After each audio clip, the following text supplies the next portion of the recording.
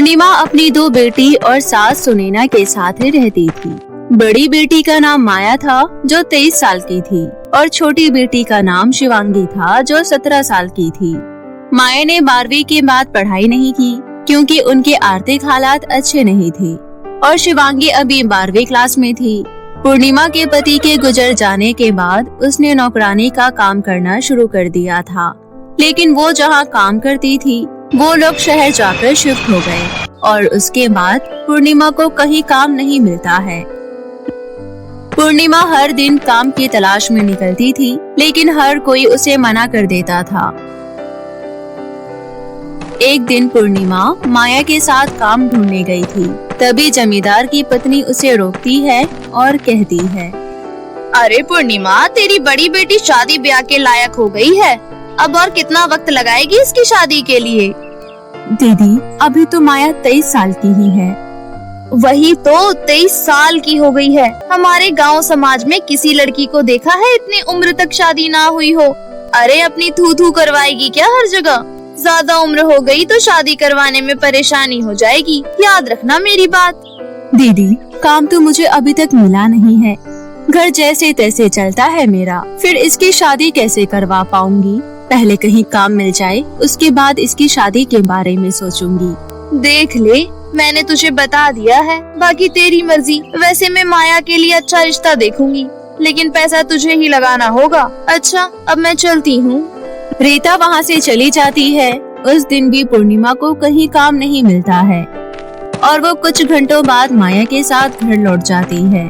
शिवांगी पूर्णिमा से कहती है, माँ, मेरे स्कूल में फेयरवेल पार्टी हो रही है। फेयरवेल पार्टी में सबसे अच्छी ड्रेस की प्रतियोगिता भी होगी। जिसकी ड्रेस सबसे अच्छी होगी उसे 2000 रुपए मिलेंगे। मैं भी इस प्रतियोगिता में भाग लेना चाहती हूँ। अपने फटे हुए कपड़ों में मैं जीत नहीं पाऊंगी, इसलिए मुझे एक ड्रेस दिला दो।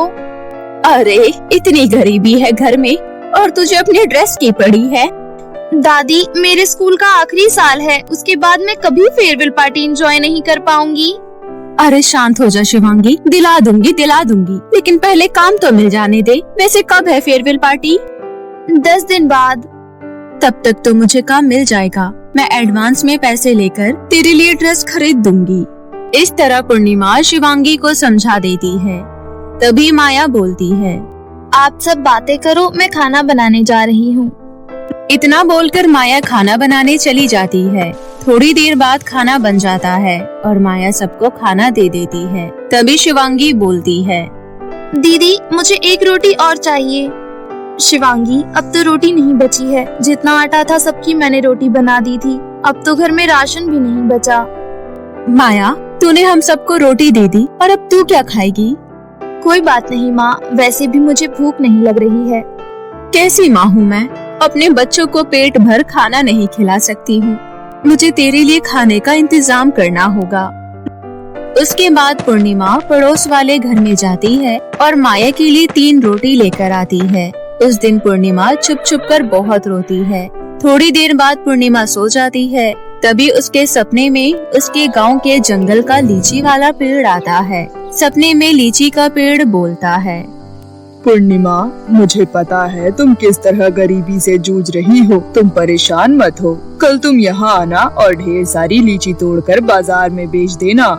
तभी एकदम से पूर्णिमा की आंखें खुल जाती है। ये कैसा सपना था? ये तो वही पेड़ है जो गांव के जंगल में है। थोड़ी देर बाद पूर्णिमा फिर से सो जाती है।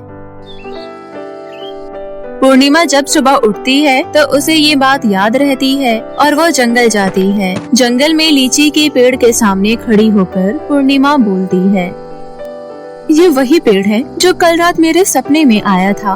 वैसे मुझे कहीं काम भी नहीं मिल रहा है, इसलिए जब तक मुझे कहीं काम नहीं मिल जाता तब तक मैं लीची बेचने का काम करती हूँ। अब थोड़ी मेरी उम्मीद बढ़ गई है, बस लीची की बिक्री हो जाए। उसके बाद पूर्णिमा पेड़ से ढेर सारे लीची तोड़ लेती है और बाजार जाकर बेचने लगती है। लीची ले लो, लीची 25 रुपए किलो लीची ले लो, मीठी मीठी लीची ले लो। पहले दिन पूर्णिमा की सारी लीची बिक जाती है। अगली सुबह फिर से पूर्णिमा उसी पेड़ के पास जाती है और देखती है कि फिर से उतनी ही लीची पेड़ पर है। अरे वाह, कल ही मैं ढेर सारी लीची तोड़कर गई थी और आज फिर से उतनी ही लीची है।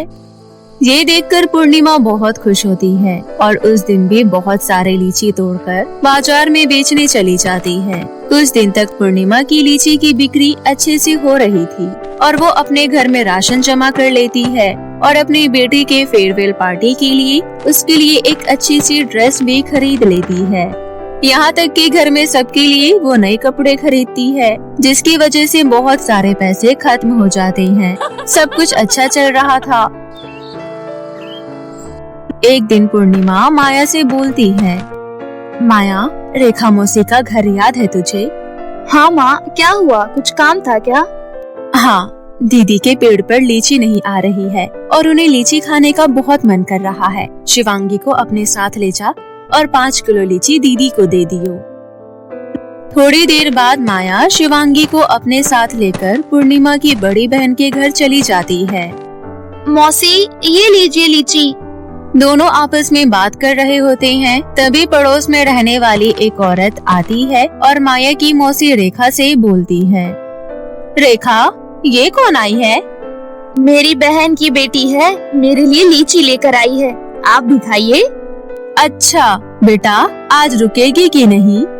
नहीं काकी, घर में बहुत से काम रहते हैं, इसलिए मैं अभी थोड़ी देर बाद चली जाऊंगी। माँ बाजार जाती है तो घर का ध्यान मुझे ही रखना होता है। थोड़ी देर सबसे बातें करके माया और शिवांगी अपने घर वापस आ जाते हैं। इसी तरह कुछ दिन बीत जाते हैं। लेकिन तभी एक दिन पूर्णिमा की बिल्कुल भी लीची की बिक्री नहीं होती है। ऐसे ही कुछ दिन चलता रहता है और पूर्णिमा की सारी लीचियाँ धीरे धीरे खराब होने लगती है। पूर्णिमा परेशान होकर घर जाती है और माया से कहती है, माया, मुझे पैसों का बहुत नुकसान हो रहा है। पता नहीं क्यों मेरी लीची की बिक्री नहीं हो रही है। पहले के सारे पैसे मैंने खर्च कर दिए, अब क्या होगा? हाँ माँ, मैंने भी देखा, इतनी सारी लीची में से तो कुछ लीची खराब हो गई हैं। इससे पहले कि सारी लीची खराब हो, आप जरूरतमंद लोगों में जाकर बांट दो। हाँ माँ, दीदी सही कह रही हैं, आप ये कर सकती हो। हाँ, अब तो यही करना पड़ेगा। पूर्णिमा उसी वक्त अपनी सारी लीची लेकर जरूरतमंद लोगों के पास जाती है। आओ बच्चों, लीची ले जाओ। ये आज तो हम लीची खाएंगे, बहुत मजा आएगा। बच्चे लीची ले लेते हैं और वहाँ से चले जाते हैं। तभी थोड़ी देर बाद एक गरीब औरत पूर्णिमा के पास आती है और बोलती है, बहन, तुम इतनी सारी लीची हम लोगों को क्यों दे रही हो? इसे बाजार में क्यों नहीं बेच देती? मैं बहुत परेशान हूँ अपनी किस्मत से। जो काम करने जाती हूँ वही गलत हो जाता है। मेरी लीची खराब हो रही थी तो मैंने सोचा सारी लीची खराब हो उससे पहले बांट दूं। उसके बाद पूर्णिमा उस गरीब औरत को भी लीची दे देती है और वापस अपने घर चली जाती है। अगले दिन पूर्णिमा फिर से उसी लीची के पेड़ के पास जाती है। तभी लीची का पेड़ बोलता है, पूर्णिमा, तुम्हारी किस्मत अब तुम्हें और नहीं रुलाएगी। वे कैसे मान लूं मैं? थोड़ी देर के लिए सब कुछ ठीक होता है और फिर से पहले जैसे हालात ही हो जाते हैं। उसी वक्त पेड़ में से एक सुनहरी लीची पूर्णिमा के सामने गिर पड़ती है। पूर्णिमा लीची को उठाती है और बोलती है, ये कैसी लीची है? इसका कलर तो पीला है। तुम्हारी हालत देखकर मुझे तुम पर तरस आ गया, इसलिए मैंने तुम्हारी मदद करने की सोची। ये सुनहरी जादुई लीची है। ये सुन पूर्णिमा हैरान होती है। जादुई लीची? हाँ, जादुई लीची। ये तुम्हारी सारी इच्छा पूरी करेगी। ये तुम्हें वो सब कुछ देगी जो तुम चाहो। क्या सच में? मैं इससे जो मांगूंगी ये मुझे देगी? तुम एक बार आजमा कर देख लो, ये जादू सिर्फ तुम्हारे लिए काम करेगा। पूर्णिमा जादुई सुनहरी लीची से कहती है, जादुई लीची, मुझे मेरी सास के लिए दवाइयाँ चाहिए। उसी वक्त वहाँ पर पूर्णिमा की सास के लिए दवाई आ जाती है। अब पूर्णिमा को जादुई लीची के चमत्कार पर विश्वास हो गया था। धन्यवाद पेड़।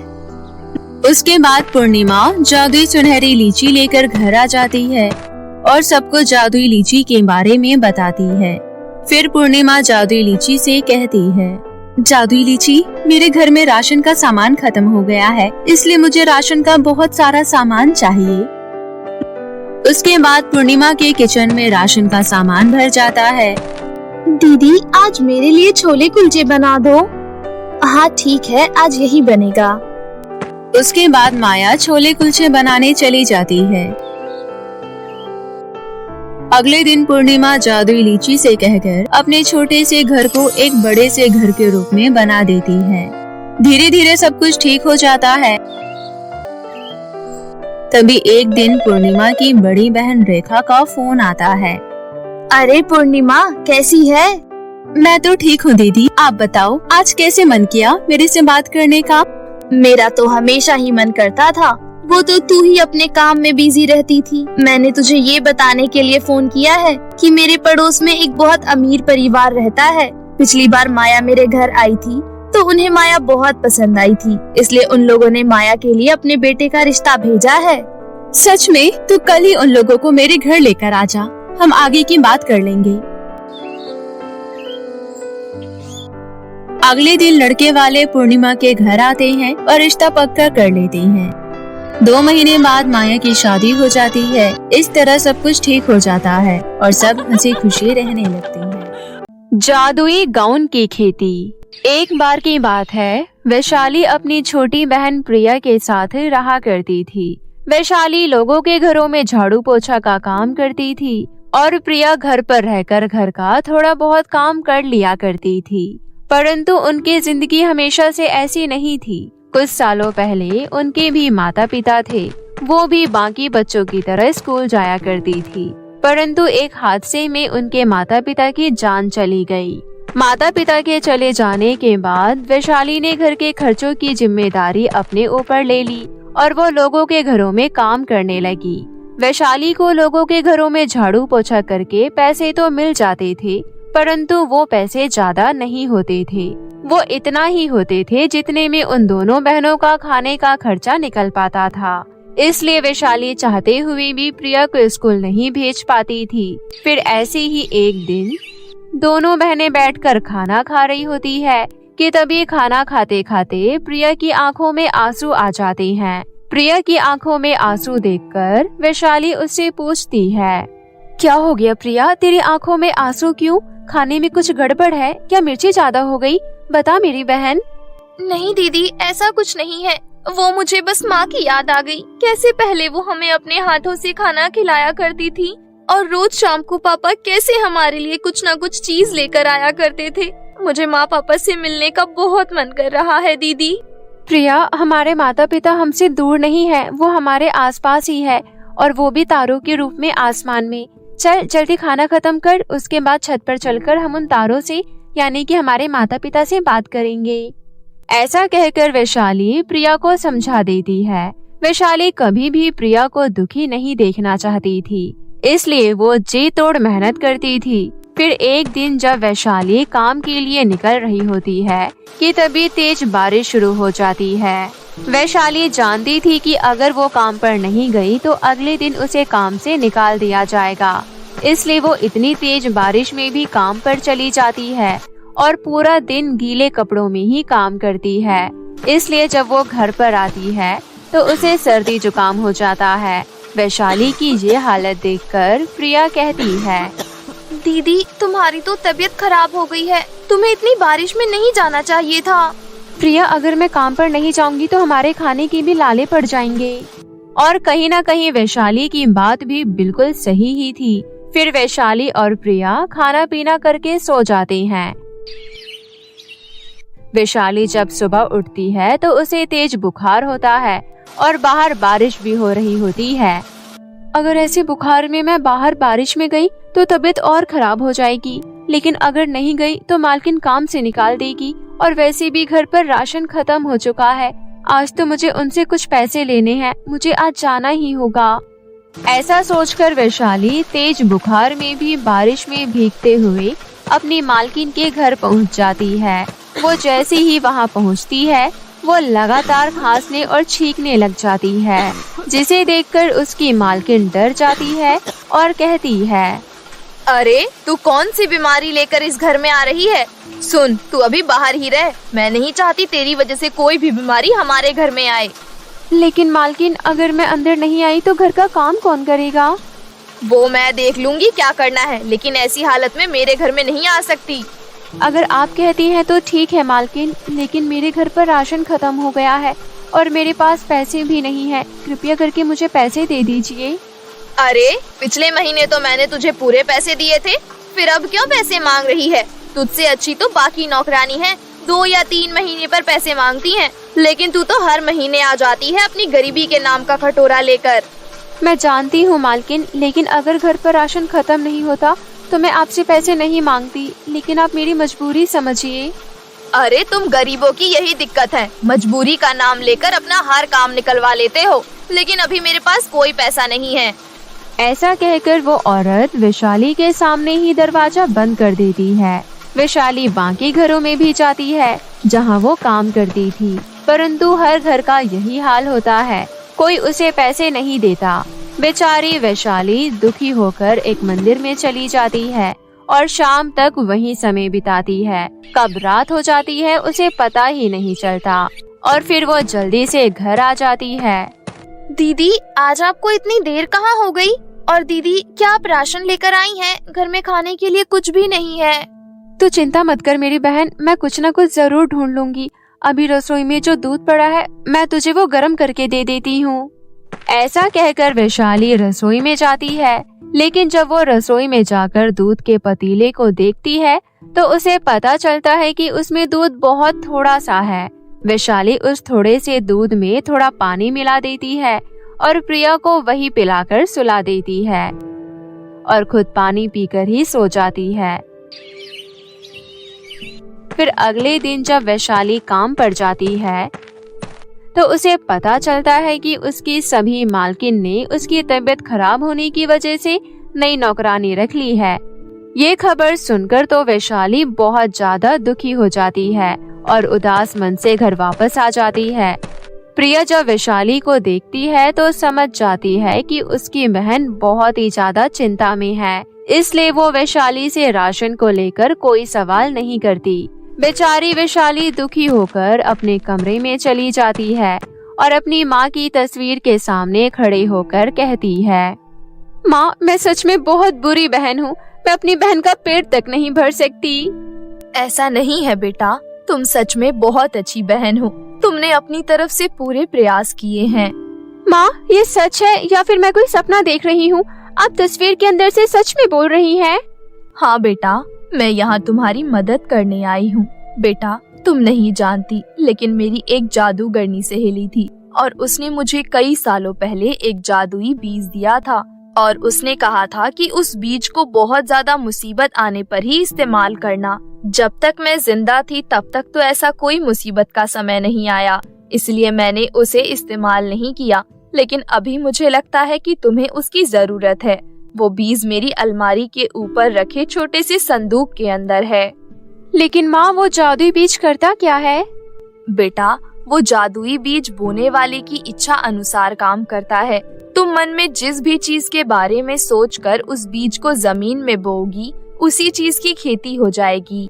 ठीक है माँ, अगर ऐसा है तो मैं गाउन की खेती करूँगी, क्योंकि आजकल गाउन बहुत ज्यादा ट्रेंडिंग में चल रहे हैं और लड़कियों को बहुत पसंद आ रहे हैं।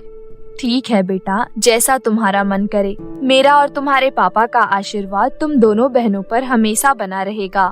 इसके बाद वैशाली बिना देर किए अपनी माँ के संदूक को खोलती है, जहाँ उसे वो बीज मिल जाता है। उस बीज को लेकर वैशाली अपने घर के पीछे वाली खुली जगह पर आ जाती है और वहाँ पर उस बीज को बो देती है और मन में बहुत ही सुंदर सुंदर गाउन के बारे में सोचती है। फिर अगले ही पल जैसे वो अपनी आँख खोलती है, उसे उस बीज की जगह बहुत सारे सुंदर सुंदर गाउन दिखाई देते हैं।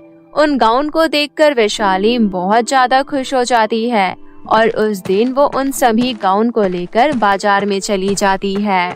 क्योंकि वैशाली के गाउन बहुत ही ज्यादा सुंदर थे और उनकी कीमत भी बहुत कम थी, इसलिए उसके गाउन बिकने में ज्यादा समय नहीं लगता और उसकी अच्छी कमाई हो जाती है।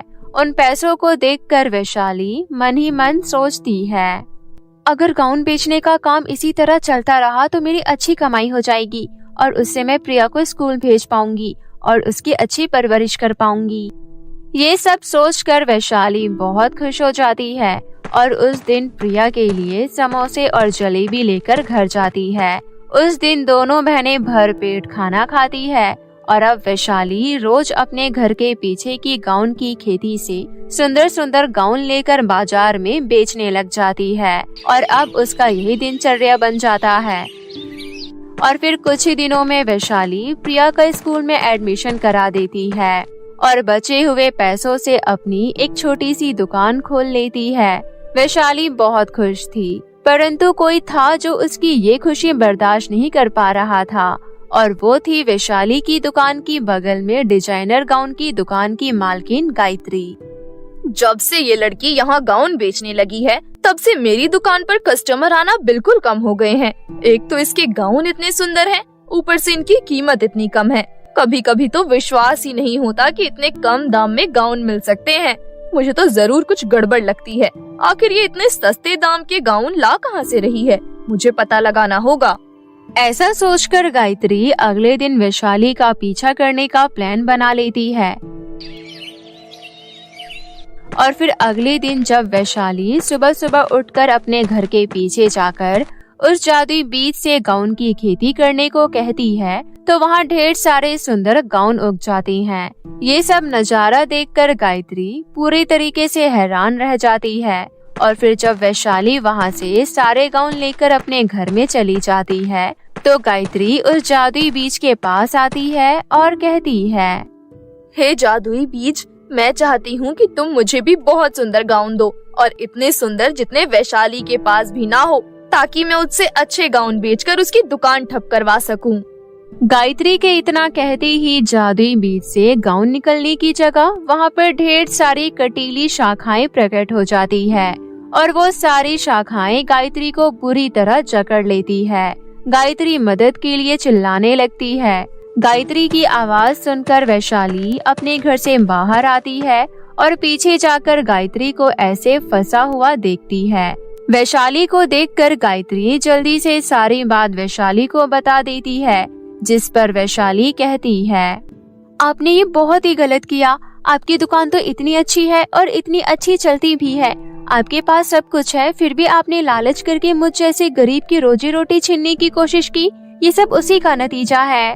मैं जानती हूँ वैशाली, मैंने जो किया गलत किया और मुझे उस चीज का पछतावा भी हो गया है, लेकिन कृपया करके मुझे यहाँ से निकालो। मुझे बहुत दर्द हो रहा है। गायत्री के ऐसा कहने पर वैशाली गायत्री को माफ कर देती है और फिर मन ही मन जादुई बीज से प्रार्थना करती है और ऐसा करते ही वो जादुई बीज की सारी कटीली शाखाएं वापस जमीन में चली जाती है और गायत्री आजाद हो जाती है।